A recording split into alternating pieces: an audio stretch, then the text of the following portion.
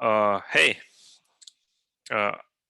I'm Vasily, tech lead of Lido, and this meeting is the first one of the regular monthly tech demos we are going to do from now on.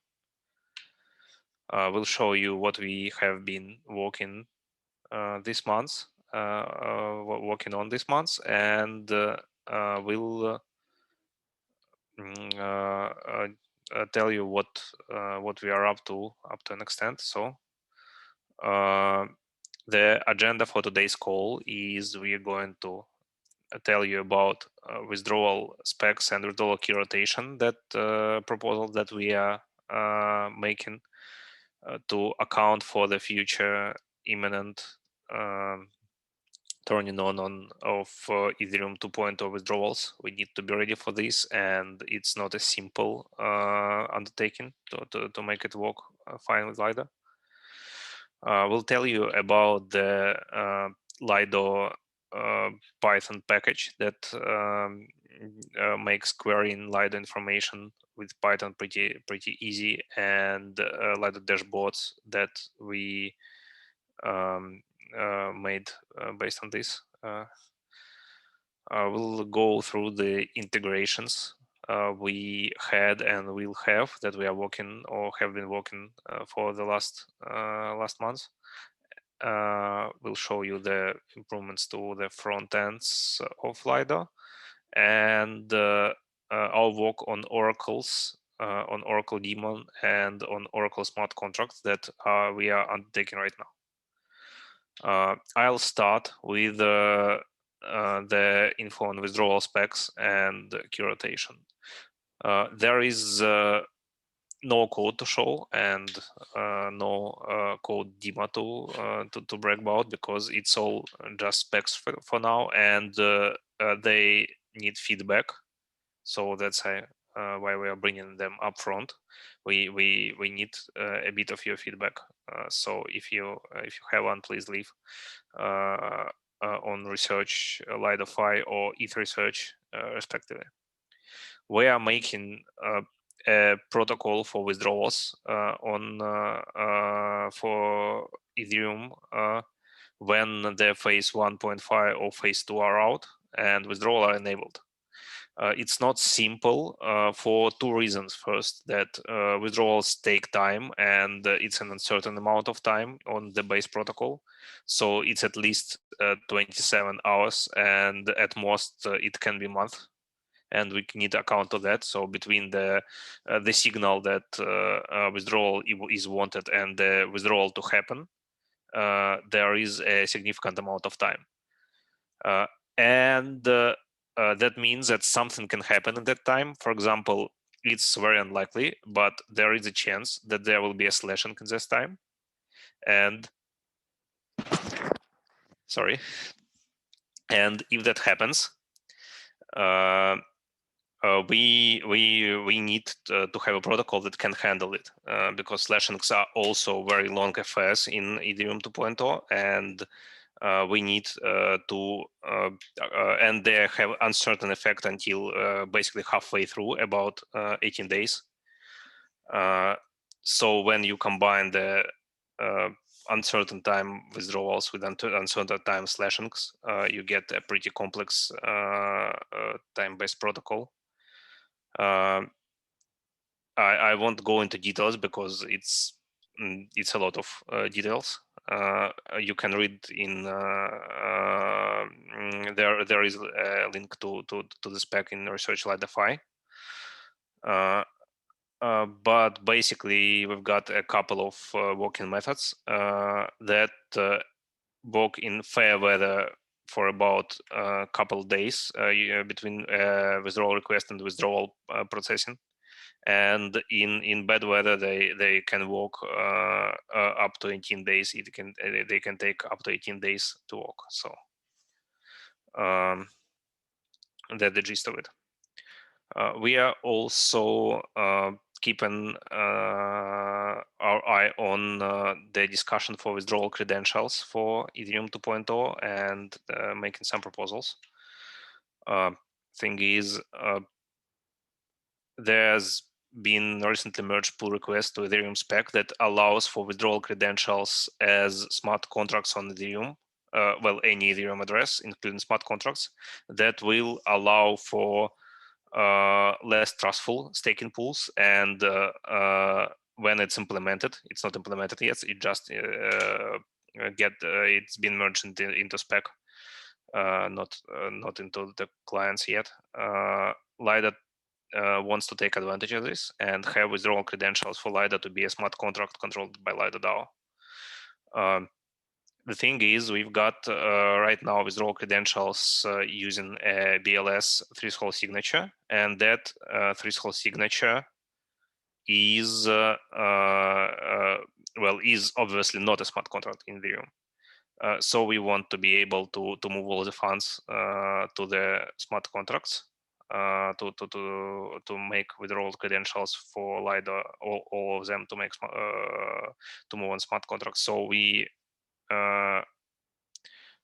need a feature for this in Ethereum 2.0, and we made a proposal on ETH Research Forum, and now Dmitry, going by the nick ZILM13, is making an issue in spec that works very well for that purpose. So we are looking for this to resolve beneficially. One other thing that I wanted to bring up is that we are gauging support for EYP 1559, a new price auction for model for Ethereum that is, well, in my opinion, very beneficial to Ethereum. But we are making a temp check on Snapshot to understand what the community does think about it. So far, it's positive, but there hasn't been a lot of votes.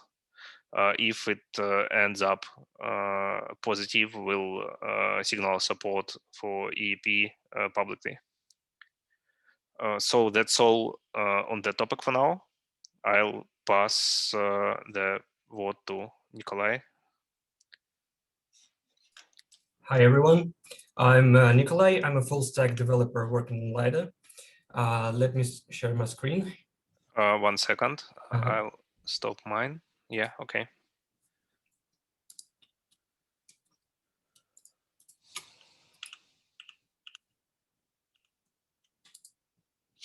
So let's begin with Lido Python. We published an open source helper package for Lido. It's in Python, and it's a foundation for data fetching in our tools. It implements multi-call to batch requests to an RPC service, which basically means that we can much quicker load the data for Lido, and it implements multi-processing of key validations. So we can spread the validation of keys to all system cores and do it much quicker. It's already published on PyPy, so you can install it via pip. And it allows us to fetch data for dashboards and key checkers much quicker. So one tool that uses Lido Python is our node operator key checker.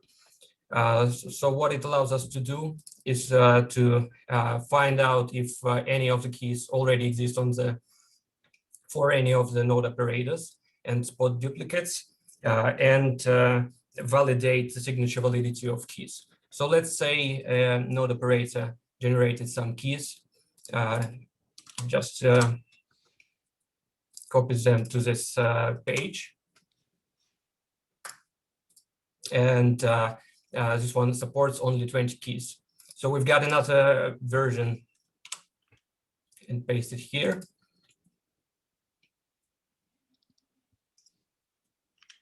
It will validate everyone. It says all good, and we can proceed to submit them as our keys. So If, let's say, there is some error, so for example, maybe a public key is copied incorrectly, our tool will spot that something is wrong and output an error message. You can, here it goes. It was a problem that a node operator was trying to submit many keys at once. So let's say 100 or more.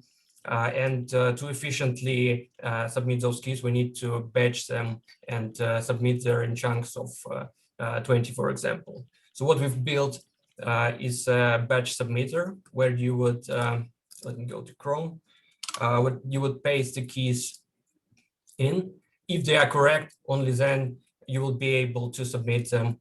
It integrates with MetaMask. You just click connect after you check the keys are correct. It finds you as a certain node operator, so you know it works correctly. And then when you click submit, it submits all the keys to MetaMask, and you just need to confirm it instead of doing this all manually and sending all the transaction one by one.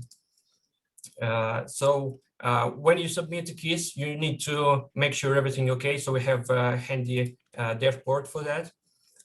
It shows every node operator on the network, and you can find out if keys are all right. You have the ability to check every single key, know that the validation is successful. You know that no duplicates for the key exists, and you can check every key, see if a certain node operator is under or under the key limit, and you can see if how many keys were used. So that's a dashboard which updates every 10 minutes. So when you submit, you wait for a maximum of 10 minutes, and you can see that the keys are all right. But if you prefer, we already also have a CLI, which you can download and do this yourself, review the code. And both the CLI and the Lido Python and open source, you can check, that everything is correct in the code.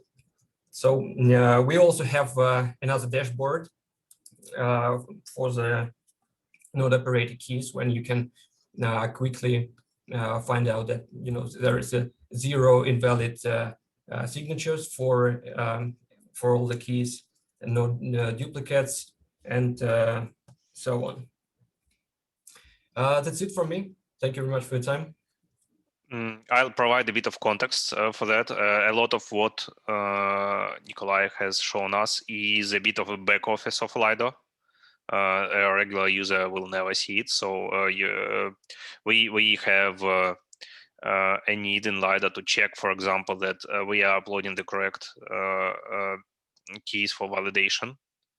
And we need to monitor the state of Lido and how it works, etc. So that's something that is needed for Lido to function smoothly, and not for users who use it.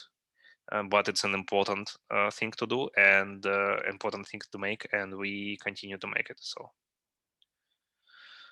thank you.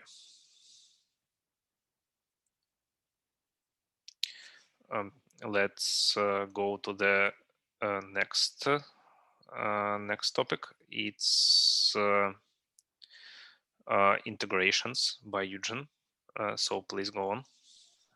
Hey, this is integration subteam. It consists of like me and Victor. And yeah, I and Vic focused on STF integration with other DeFi protocols this month. The main result so far, we got greenlit by MakerDAO. So currently we are on 19th in queue. So I hope, I think it's not will be soon, but 19th in queue, it's a good result.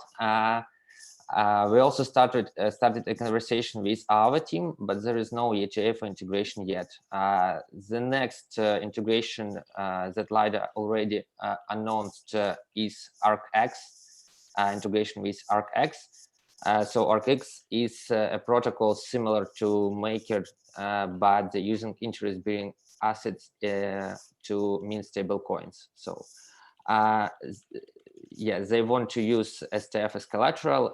We're almost done from smart contract perspective, and we're going to launch a joint campaign with rewards like Lido plus ArcX soon.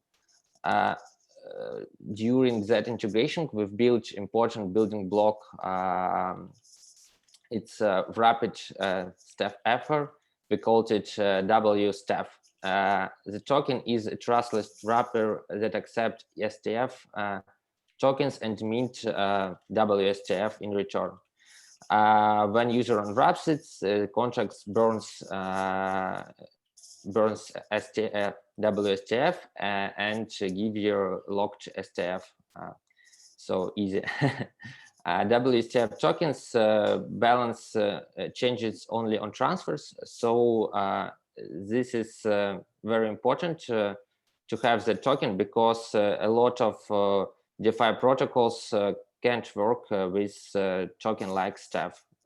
So it's token that because balances change when oracles report staking rewards or slashing. So we plan to use it in further integrations, I guess, in Maker and Aave too. And the last one, we've prepared and deployed the insurance purchase contracts, which was used to get coverage from 5% slashing for about 190,000 staked effort. Coverage provided by Untitled protocol. So I guess that's it. And maybe Vasily, could you please show us interface for wrapping and unwrapping staked effort? Yeah, sure, in a bit.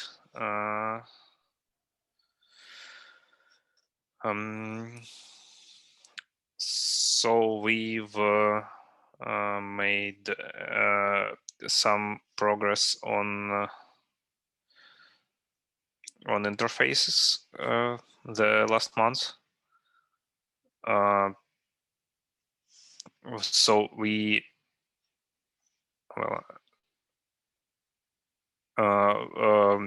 I'll talk about all of it. So first one to say is we've made a Lido ecosystem page on Lido DeFi, where we list all the projects and protocols that are important for Lido and work with Lido.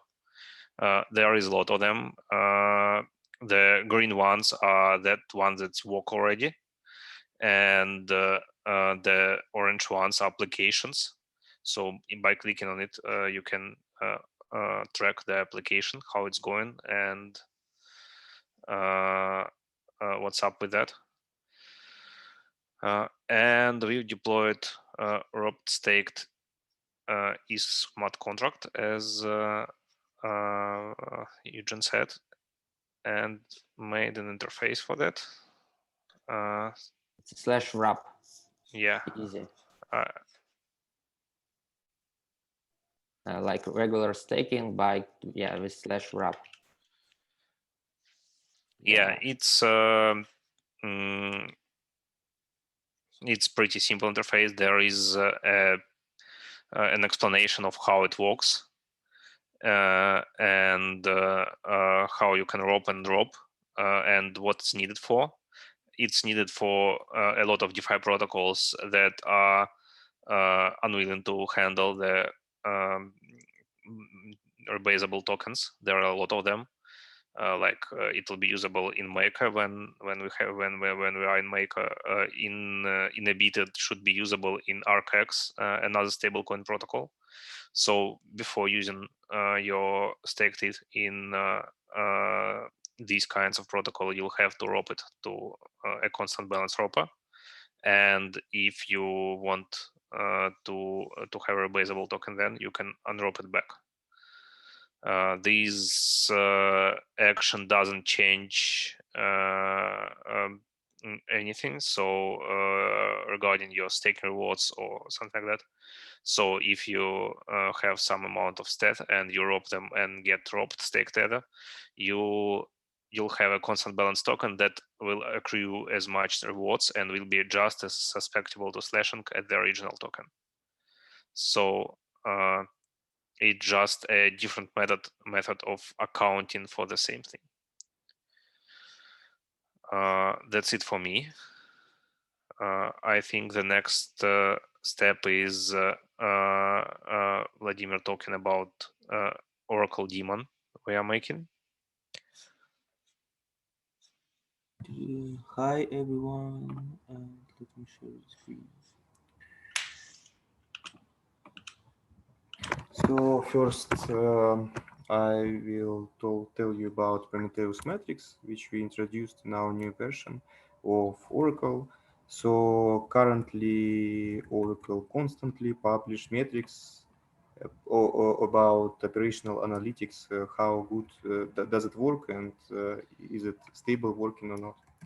And we have very basic dashboard. It's not so fancy as our analysis dashboard for now, but you can select which metrics do you want to see on this dashboard by this what is the description, and how to use the value of these metrics to analyze the status of Oracle.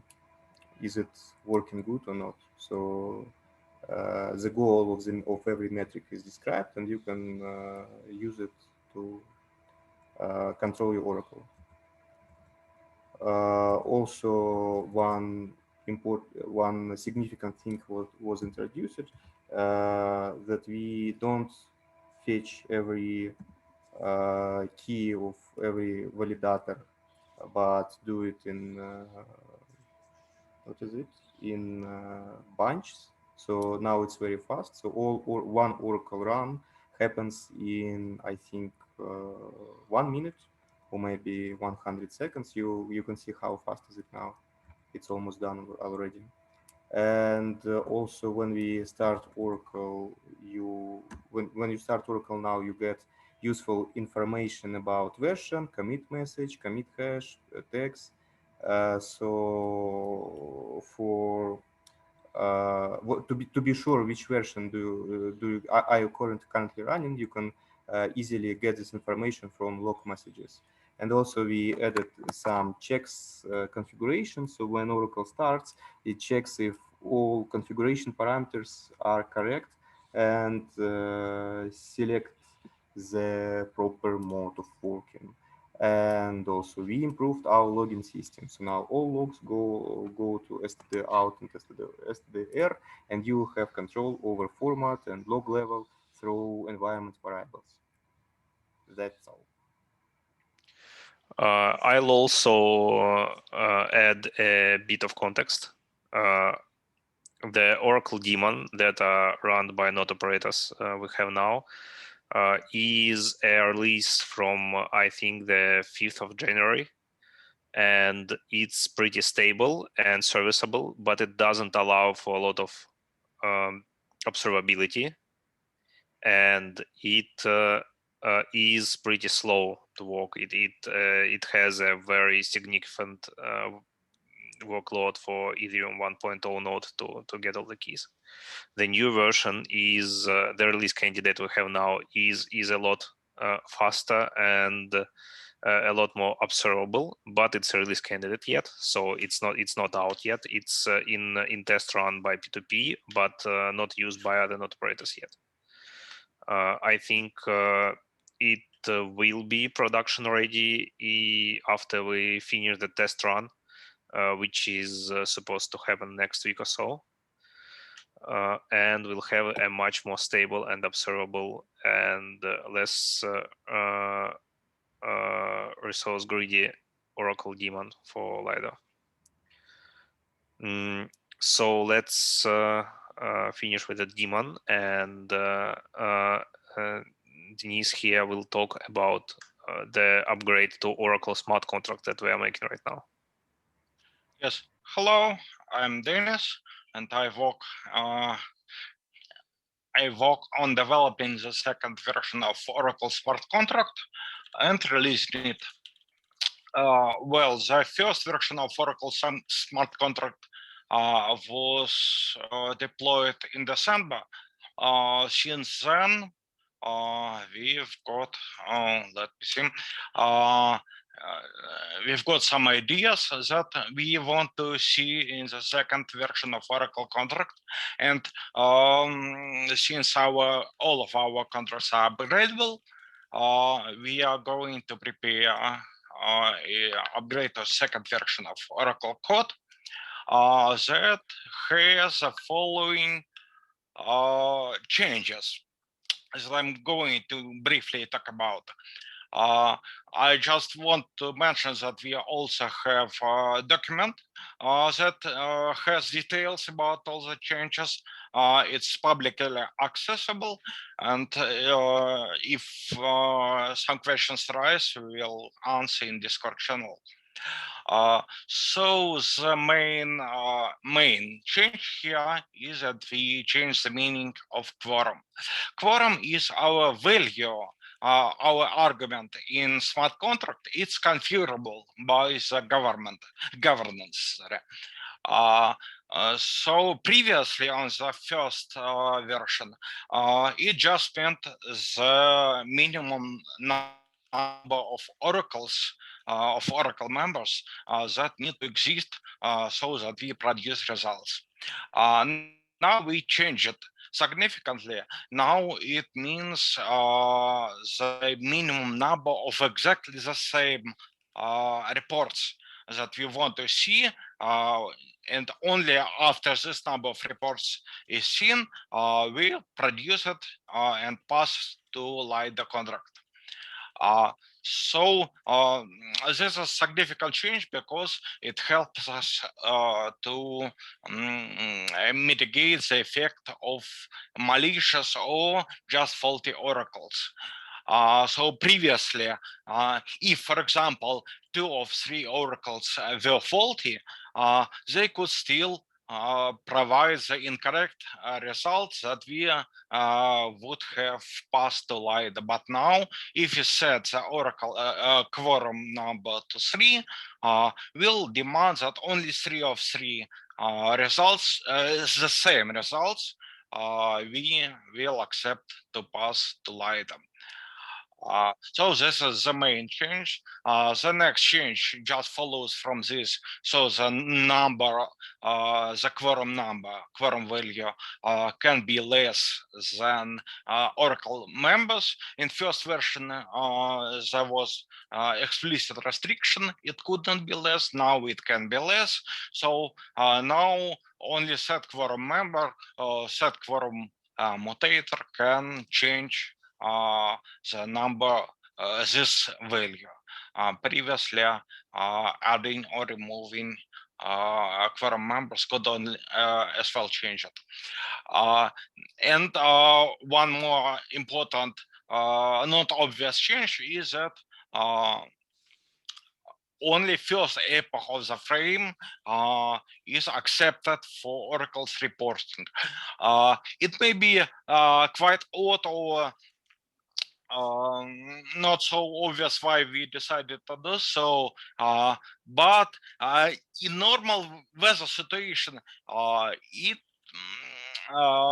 results in the same productivity of the contract, and we never seen the more severe weather. And even so, even if the network Ethereum to finality delays for more than 24 hours, we are able to just revert this logic and upgrade again. So it's all on still under our control. But what's good about this change, it significantly simplified the logic.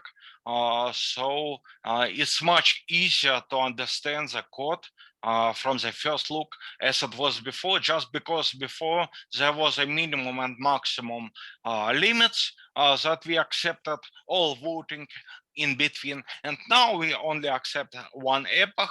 That's much simple, and the code became cleaner and more readable.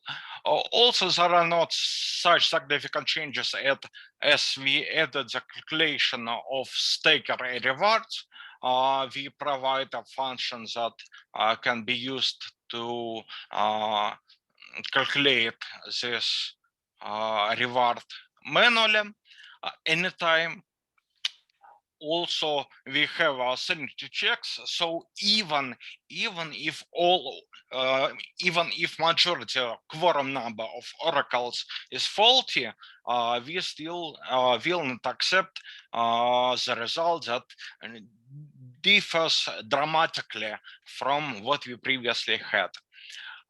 Also need to note that by governance we also can change the boundaries, so we still can control this sanity checks and even turn it off if we find it reasonable. We also added a callback so that our Oracle contract can ping some other our contract. It's used just to update information upon report pushes. So when the Oracle is met, we push the report to the Lido contract, and by the way, notify some other contract that, hey, there is some change, and with details what exactly has changed. Also, our idea was that to add all events to every minimal state changes in our contract, so that our contract behaves clearly and transparently, so that all changes of the smart contract can be tracked down just by looking the events that it emits with all its arguments and times. So everything now is covered by events. Also, we provide access to all states, even maybe from the first side not very significant, like details of current reporting, but all our state now is accessible if someone wants. And other minimal changes is just our second goal is to save the gas, of course. So we minimize the change to save the gas and be more productive and less consuming. Okay, thank you for your time. Okay, I think to summarize, we were not very happy with how Oracle smart contracts had turned out to be in the mainnet. It's again serviceable and working, but it can be made more safe. It can have more important features for DApp developers, and we are just making it happen. So when it's done, tested, and audited, we will be able to make an upgrade to a mainnet deployment of Oracle Smart Contract. That's all we have for now. We expect these calls to be regular, most likely monthly. We expect them to incorporate, aside from code development, also grant developments and integration that are not done by or initiated by our team, and we'll probably have them open next time so that people can ask questions. But we'll see about that. So thank you for your time. Thank you folks for your work. So I think that's it. Bye. Yeah. Goodbye.